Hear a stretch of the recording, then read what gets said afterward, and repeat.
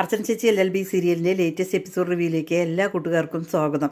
സത്യം പറയണം വിജയശങ്കറോടൊക്കെ ഞാൻ ശരിയാക്കി കൊടുത്തോളാം, അവൻ്റെ മൂഡ് ഞാൻ ശരിയാക്കി കൊടുത്തോളാം എന്ന് പറഞ്ഞതിന് ശേഷം സത്യൻ ഒരു മദ്യക്കുപ്പിയായിട്ട് മുകളിലേക്ക് പോവുകയാണ് കേട്ടോ.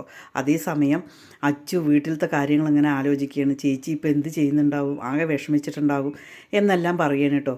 അതിനുശേഷം അർച്ചനയെ വിളിക്കുകയാണ്. അർച്ചനയെ ഫോൺ വിളിക്കുമ്പോൾ ഫോൺ എടുക്കുന്നില്ല. എന്നാൽ ശരി ചിന്നുവിനെ ഒന്ന് വിളിച്ച് നോക്കാം എന്ന് പറഞ്ഞിട്ട് ചിന്നുവിനെ വിളിച്ചുകൊണ്ട് നിൽക്കുകയായിരിക്കും. ആ സമയത്താണ് സത്യം വരിക. നീ ആരെയുടെ ഫോൺ വിളിക്കുന്നത് എന്ന് പറഞ്ഞ് ആ ഫോൺ വാങ്ങി അങ്ങ് മേശപ്പുറത്ത് വെക്കുകയാണ് കേട്ടോ. ഇതെന്താ സാധനം എന്നിങ്ങനെ ചോദിക്കുമ്പോൾ ഇത് മദ്യടാ, ഇതൊരിത്തിരി അടിച്ചു കഴിഞ്ഞാൽ നിൻ്റെ എല്ലാ വിഷമങ്ങളും തീരും എന്നിങ്ങനെ പറയുമ്പോൾ എനിക്ക് വേണ്ട എന്നിങ്ങനെ പറയണം കേട്ടോ. അത് സാരമില്ല, നീ എന്താ വേണ്ട പറയുന്നത്, ഒഴിക്കടാ, ഒഴിച്ച് കുടിക്കടാ എന്ന് പറഞ്ഞിട്ട് ഒരു പെഗ് കൊടുക്കുകയാണ് കേട്ടോ. അതേസമയം രുക്കും അവിടേക്ക് വരുന്നുണ്ട്. അച്ചു ആദ്യം വേണ്ട വേണ്ട എന്ന് പറയണം കേട്ടോ. പിന്നീട് സത്യം നിർബന്ധിച്ചിട്ട് അച്ചു കുടിക്കുകയാണ്. ഒരു പെഗ് കുടിച്ചു കഴിഞ്ഞപ്പോഴേ അച്ചുവിൻ്റെ സ്വഭാവം മാറുകയാണ് കേട്ടോ. വീണ്ടും സത്യന് ഒഴിച്ചു കൊടുക്കുകയാണ് കേട്ടോ. പിന്നെയും കുടിക്കുമ്പോഴേക്കും അച്ചു ആകെ ബോധം കെട്ട പോലെയൊക്കെ സമനില പറ്റിയ പോലെയൊക്കെ ആവുകയാണ് കേട്ടോ. ഒഴിക്കടാ ഒഴിക്കടാ എന്ന് പറയുന്നു സത്യനോട് കേട്ടോ. അതിനുശേഷം സത്യൻ ഇങ്ങനെ പറയുന്നുണ്ട്, നീ ഇത് കുടിച്ചു കഴിഞ്ഞാൽ ഇന്ന് കിടന്നു കഴിഞ്ഞാൽ അമ്പാട്ട് വീട് പറയുന്ന സാധനം നിനക്ക് ഓർമ്മയുണ്ടാവില്ല, എല്ലാം നീ മറക്കും, നാളെ രാവിലെ എണിക്കുള്ളൂ, നിനക്കൊന്നും എന്തായാലും ഉറങ്ങാൻ പറ്റില്ല എന്നുള്ളത് എനിക്കറിയാം, അതുകൊണ്ടാണ് ഞാൻ നിന്നെ കൊണ്ടുവന്ന് കുടിപ്പിച്ചത് എന്നെല്ലാം പറയണം കേട്ടോ. അതിങ്ങനെ പറഞ്ഞു കഴിഞ്ഞപ്പോഴേക്കും പെട്ടെന്ന് തന്നെ അച്ചുവിൻ്റെ സ്വഭാവം മാറുകയാണ് കേട്ടോ. നീ അമ്പാട്ട് വീടിനെ കുറ്റം പറയണ്ട, ഞാൻ അമ്പാട്ട് വീട്ടിലെ അർച്ചനയുടെ അനിയനാണ്, അതുകൊണ്ട് നീ എന്നെ ആജ്ഞാപിക്കേണ്ട, ഞാൻ പറയുന്നത് നീ കേട്ടാൽ മതി എന്നിങ്ങനെ പറയണം കേട്ടോ. ഒഴിക്കടാ, ഇനിയും ഒഴിക്കടാ എന്ന് പറഞ്ഞിട്ട് അച്ചു ഇങ്ങനെ ദേഷ്യപ്പെടുകയാണ്. അത് കാണുമ്പോൾ തന്നെ രുക്കുവിനെ അറിഞ്ഞിട്ടുണ്ട്, ഏതായാലും അച്ചുവിൻ്റെ സമനിലയൊക്കെ പോയിട്ടുണ്ട്, അത്രയ്ക്ക് ആയിട്ടുണ്ട് ബോധം എന്ന് പറയാണ്. പിന്നീട് അച്ചും സത്യനും കൂടിയിട്ട് വഴക്ക് കൂടുകയാണ് കേട്ടോ. അതേസമയം അച്ചു സത്യൻ്റെ ചെകിടൻ നോക്കിയിട്ട് അടിക്കുകയാണ് കേട്ടോ. അവിടെ രണ്ടുപേരും അടി കൂടുകയാണ്. അതേസമയം രുക്ക് പിടിച്ച് വലിക്കുന്നുണ്ട്, രണ്ടുപേരെയും പിടിച്ച് വലിക്കുന്നുണ്ട് കേട്ടോ. അച്ചു അമ്പാട്ട് വീട്ടുകാരനെ നീ പറയാൻ മാത്രം നീ ആയിട്ടില്ല, ഞാൻ അമ്പാട്ട് വീട്ടിലെ സന്തതിയാണ് എന്ന് പറഞ്ഞിട്ടാണ് സത്യനെ അടിക്കുന്നത് കേട്ടോ. സത്യനെ പിടിച്ച് വലിച്ച് രുക്ക് ഒരു വിധത്തിൽ അവിടെ നിന്ന് ഇങ്ങോട്ട് കൊണ്ടുവരികയാണ് കേട്ടോ. ആകെ ദേഷ്യം വരികയാണ് കേട്ടോ സത്യന്. ഇവൻ എന്നെ എന്നാലും അടിച്ചല്ലോ എന്ന് പറഞ്ഞിട്ട് ഭയങ്കര ദേഷ്യം വരികയാണ്. പിന്നീട് താഴെ വരികയാണ്.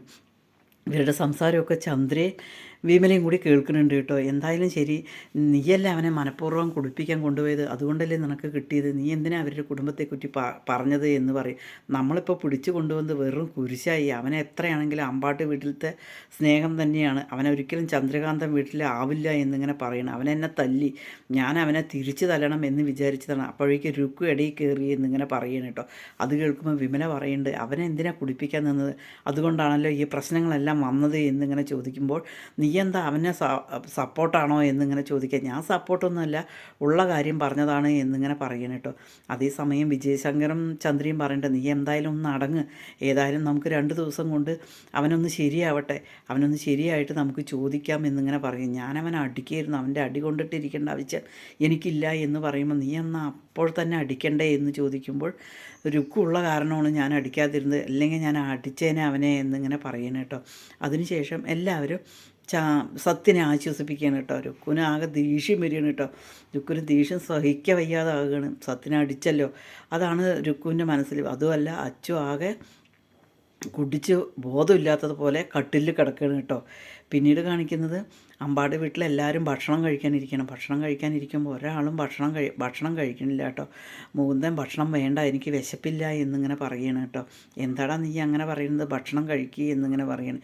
എനിക്ക് ഭക്ഷണം തൊണ്ടയിൽ നിന്ന് ഇറങ്ങില്ല, അതുകൊണ്ടാണ് എന്നിങ്ങനെ പറയുമ്പോൾ മഞ്ജു ഇങ്ങനെ പറയും, ആ മുകുന്ദന് വിഷമം ഉണ്ടാകും, നീ ഒന്നും തെറ്റൊന്നും ചെയ്തിട്ടില്ലല്ലോ, പിന്നെന്താ നീ വിഷമിക്കേണ്ട ആവശ്യം എന്നിങ്ങനെ ചോദിക്കുമ്പോൾ ഞാൻ തെറ്റൊന്നും ചെയ്തിട്ടില്ല, അതെനിക്ക് പൂർണ്ണ ബോധ്യമുണ്ട് എന്നിങ്ങനെ പറയുമ്പോൾ അർച്ചന പറയും, നീ തെറ്റ് ചെയ്തിട്ടില്ല എന്നുള്ളത് എല്ലാവർക്കും വിശ്വാസമുണ്ട്, പിന്നെ എന്താണ് ചോദിക്കുന്നത്, അവനില്ലാത്തത്, അവൻ എൻ്റെ കളിച്ചിരികളും അവൻ്റെ തമാശയും അവൻ്റെ സംസാരവും ഇല്ലാതെ എനിക്ക് തൊണ്ടയിൽ നിന്ന് ഒരു വെറ്റ് പോലും ഇറങ്ങുന്നില്ല, അതുകൊണ്ടാണ് എന്നിങ്ങനെ പറയണം കേട്ടോ. നീ ഭക്ഷണം കഴിച്ചില്ലെങ്കിൽ ഇവിടെ ആരും കഴിക്കില്ല എന്നിങ്ങനെ പറയണം. അതേസമയം മഞ്ജു പറയുന്നുണ്ട്, അവനൊന്ന് പോയിട്ട് വിളിച്ചും കൂടി ഇല്ലല്ലോ എന്നിങ്ങനെ പറയുന്നുണ്ട്. അർച്ചന ചോദിക്കുന്നുണ്ട്, മഞ്ജു നീ ഒരു കുഞ്ഞിനെ വളർത്തുന്നുണ്ട്, അത് വലുതാകുമ്പോൾ നാളെ എന്താവുമെന്ന് നിനക്കറിയോ, ഇല്ല ഞങ്ങൾക്കറിയില്ല പറയുക. അതേപോലെ തന്നെയാണ്, ഇതിലധികം സംസാരിക്കേണ്ട എന്നിങ്ങനെ പറയണം കേട്ടോ. അത് കേൾക്കുമ്പോൾ അനന്തം പറയുന്നുണ്ട്, ഞാൻ എന്തായാലും ഫോൺ വിളിക്കാമെന്ന് അവനെ, ഞാൻ എന്തായാലും വിളിച്ചില്ല, ഞാൻ അവൻ ഫോൺ എടുത്തില്ലെങ്കിലോ എന്ന് പറഞ്ഞിട്ടാണ് ഞാൻ വിളിക്കാതിരുന്നത് എന്ന് പറയും കേട്ടോ. മുകുന്ദൻ പറയും, ഞാൻ വിളിച്ചു കഴിഞ്ഞാൽ അവൻ എന്തായാലും ഫോൺ എടുക്കില്ല, ദേഷ്യപ്പെടുമല്ലോ എന്ന് പറയും. പറയുമ്പോൾ ചിന്നു പറയുന്നുണ്ട് ഞാൻ മെസ്സേജൊക്കെ അയച്ചിരുന്നു, അതിനൊരു റീപ്ലൈയും ഇല്ല. അതേപോലെ തന്നെ ഒരു ഫോണും വിളിച്ചു, അതും എടുത്തില്ല എന്നിങ്ങനെ പറയണം കേട്ടോ.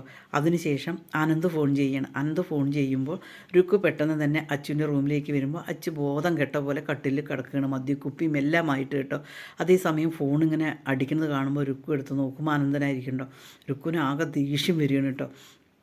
രുക്കു ആ ഫോണെടുത്ത് നോക്കുമ്പോൾ തന്നെ ചന്ദ്ര അങ്ങോട്ടേക്ക് വരികയാണ്. എന്താ, ആരാണ് ചോദിക്കുമ്പോൾ അനന്തനാണ്, എനിക്ക് അയാളോട് സംസാരിക്കാനേ താല്പര്യമില്ല എന്നിങ്ങനെ പറയുകയാണ്.